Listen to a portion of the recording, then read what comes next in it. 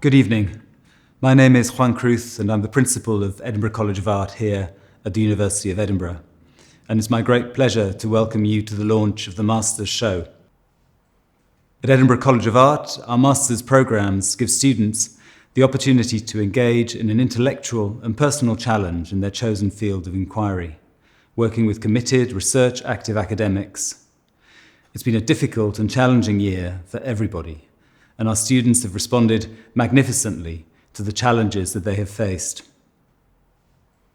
I think if you take time to look at the graduate show site, and I do recommend you take some time to do so, you will see some remarkable feats of ingenuity, creativity, resilience, and determination that students have demonstrated in order to continue to make work in what have been very, very unusual circumstances, from their homes, from their rooms, without access to the same kinds of resources that they would normally have.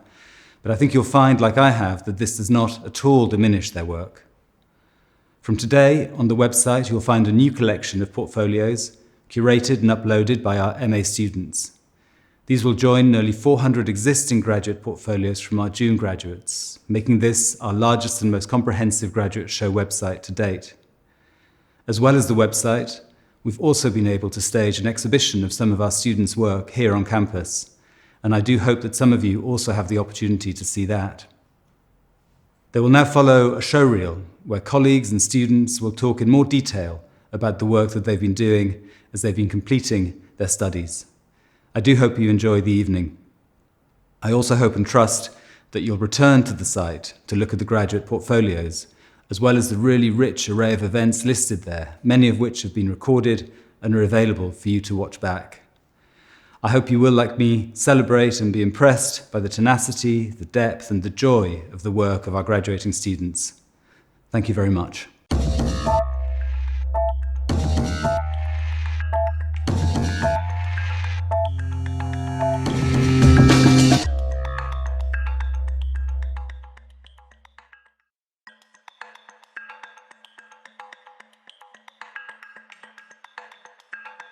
Intellectually stimulating. Analog and digital media. More confident in my work. And look forward to celebrating graduation.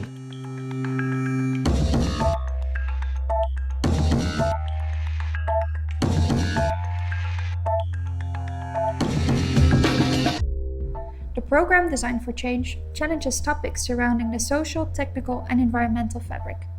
The variety of assignments and topics makes the course intellectually stimulating. During classes, we have used online collaboration tools, such as Miro, which have proven to be very helpful in situations where you want to brainstorm and workshop together. Following the course online by itself has been a big design exercise, which I really enjoyed. For my dissertation, I created an eco-driven design tool that helps designers make sustainability strategies and in the process overcome communication obstacles. During the course, we were asked to live without a specific energy source. I chose to live without refrigerated food. Reflecting on this experience, I created a food map in which participants redesign Edinburgh in a way in which it can become self-sufficient. Moving to Edinburgh during a pandemic has made it difficult to meet people. I've been extremely lucky with my course mates and we have managed to get to know each other very well. My work is initiated by objects found in my immediate surroundings.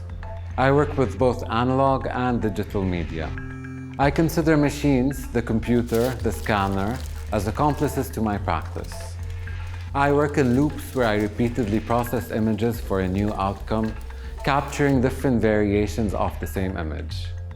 Some of my work focuses on the recent explosion of the port in Beirut. My work is reminiscent of my upbringing with bad internet, unstable downloads, and loss of data. I use the process of action scanning where I interfere with the scanning or printing process to create distortions. These glitches allude to a rupture in time. My practice has taken on a new direction that would not have been likely had I not been studying in Edinburgh during COVID. During the pandemic, I've worked a lot more independently, which made me more confident in my work. I've also considered the human dimensions and psychology of using space. Interior architectural and spatial design is about finding your own place in the discipline through all the courses and bringing your own personal methods, processes, and thinking into the project.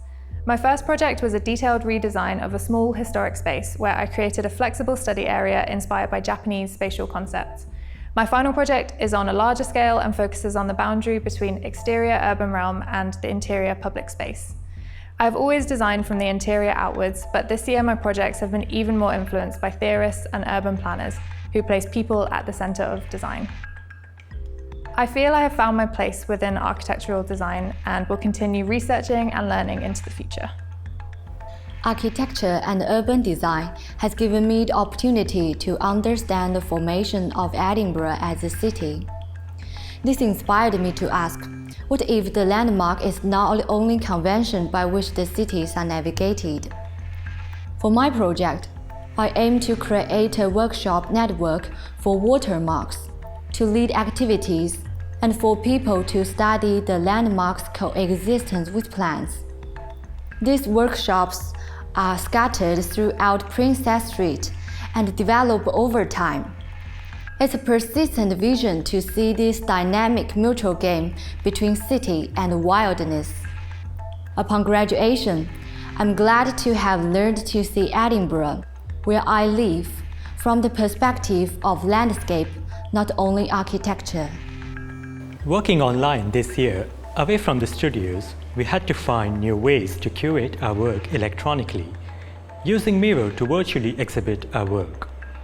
The theme for my project was to introduce a new Caledonian forest in the city of Edinburgh through a series of architectural and urban scale drawings, generated by studying historical plans of the city in order to produce a new visualization. Inspired by the work of Peter Eisenman and the concept of artificial excavation, my project aims to revisualize the city as a site of constant rediscovery between the past, present, and the future. I am proud to be part of Rizkallah and look forward to celebrating graduation in person.